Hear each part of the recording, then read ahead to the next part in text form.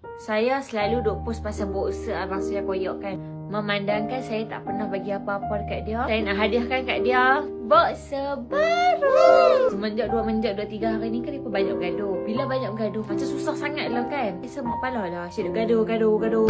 Kita buat toy boxer. Mana tak ada sinar bila duduk dalam tu. Tengok reaction dia macam mana. Ben mesti happy kan. Dia duduk dalam seluar kan.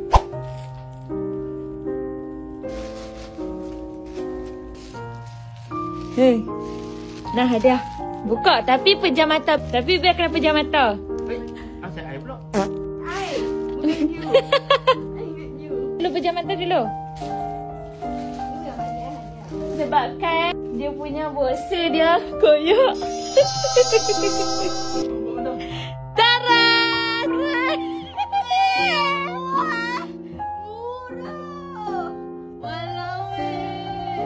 Dia dah tahu spender I tinggal tadi.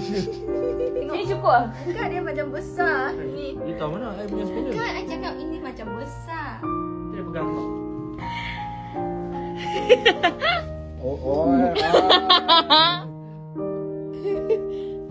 Oi.